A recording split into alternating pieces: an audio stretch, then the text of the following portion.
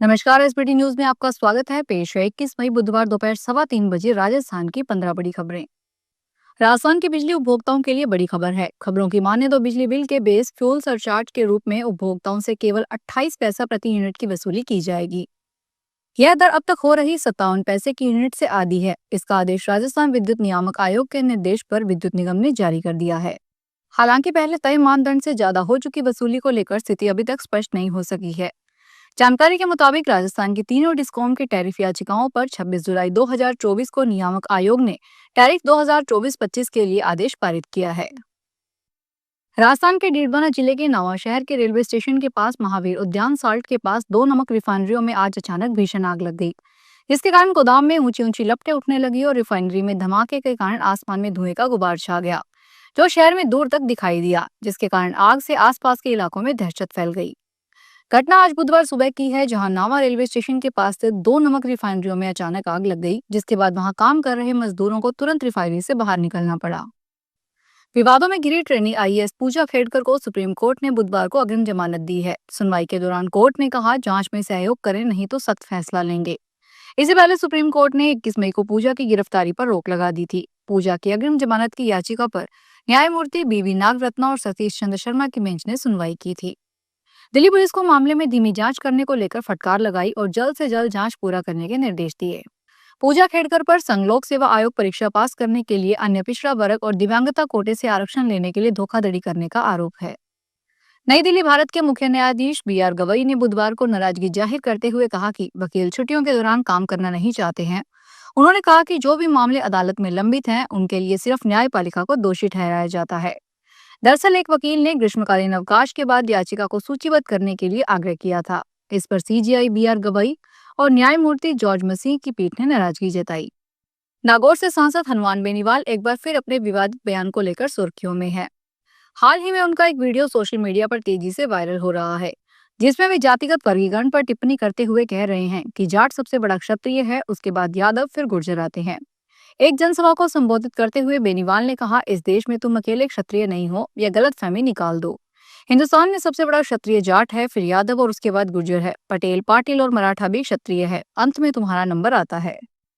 कोटा जिले में चेचट तहसीलदार को रिश्वत लेते गिरफ्तार किया गया था। मामले में खुलासा हुआ है कि तहसीलदार ने गार्ड के जरिए रिश्वत के रुपए लेने का प्लान किया था। ट्रेप से एक दिन पहले की परिवादी तहसीलदार से मिलने तहसीलदार कार्यालय भी गया था। वहां तहसीलदार ने दलाल गार्ड दिनेश से परिवादी को मिलवाया था। उसने गार्ड से कहा था कि कल यह तेरे को एक पैकेट देकर जाएंगे, उसे ले लेना। दलाल ने हाँ कर दिया। परिवादी की शिकायत के बाद यह जाल बिछाया गया और तहसीलदार को रिश्वत लेते हुए गिरफ्तार किया। केंद्रीय नारकोटिक्स ब्यूरो की टीम ने अवैध मादक पदार्थ तस्करी के खिलाफ बड़ी कार्रवाई की है। टीम ने कोटा चित्तौड़गढ़ राजमार्ग पर एक डंपर से 678 किलो डोडा चूरा बरामद किया है, जिसकी बाजार कीमत 32 लाख के करीब बताई गई है। कार्रवाई के दौरान डंपर चालक मौके से भागने में कामयाब हो गया। टीम ने नशे की खेप पर डंपर जब्त किया है। पंजाब व हरियाणा के बीच चल रहे पानी के विवाद के बीच एक अहम खबर सामने आई है। आज भाखड़ा व्यास प्रबंधन बोर्ड पंजाब सहित हरियाणा और राजस्थान को पानी छोड़ेगा। मिली जानकारी के अनुसार इस दौरान बीबीएमबी तीनों राज्यों में एक नई सर्किल में पानी छोड़ेगा। यह फैसला 15 मई को हुई बैठक के दौरान तय किए गए मापदंडों के अनुसार लिया गया है। बताया जा रहा है कि इस दौरान बीबीएमबी की ओर से पंजाब को करीब 17,000 क्यूसेक, हरियाणा को 10,300 क्यूसेक और राजस्थान को 12,400 क्यूसेक पानी छोड़ा जाएगा। यह व्यवस्था 21 से 31 मई तक चलेगी।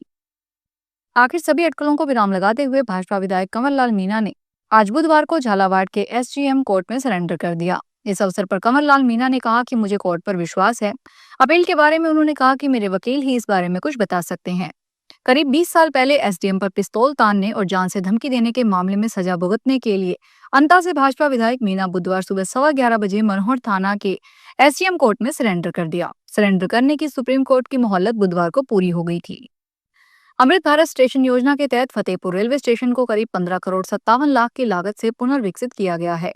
इसके तहत रेलवे स्टेशन को लाल पत्थरों से हेरिटेज लुक देने सहित प्रवेश व निकासी के लिए अलग अलग द्वार बनाए गए हैं।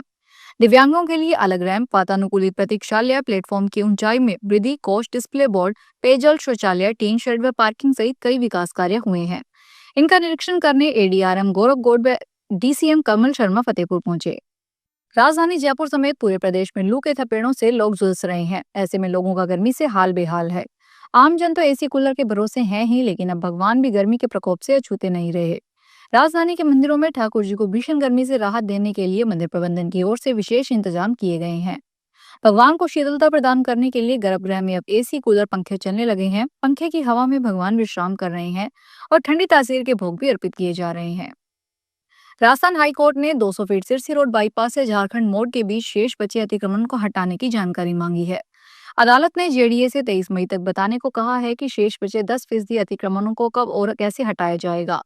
इसके साथ ही अदालत ने मामले में जेडीए से तथ्यात्मक रिपोर्ट पेश करने को कहा है। जस्टिस इंद्रजीत सिंह व जस्टिस आनंद शर्मा की खंडपीठ ने यह आदेश विजय कुमार की अवमानना याचिका पर दिया।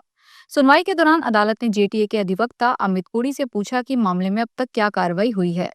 इस पर जेडीए की ओर से कहा गया कि मौके से 90% अतिक्रमणों को हटा दिया गया है।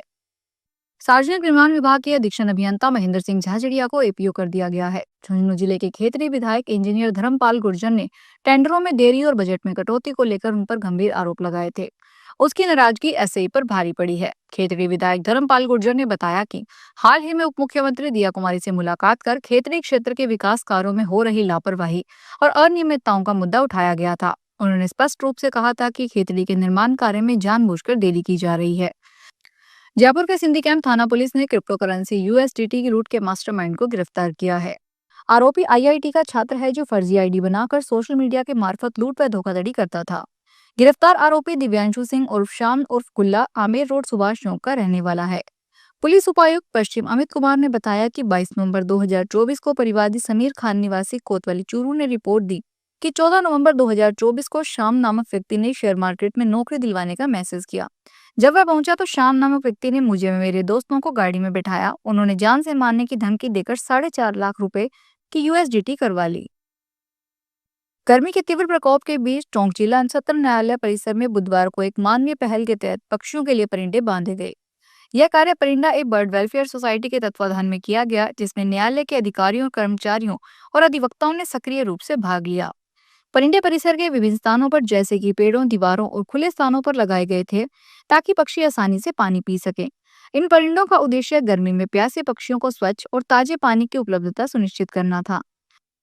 फिलहाल इस बुलेटिन में इतना ही, फिर हाजिर होंगे बड़ी खबरों के साथ।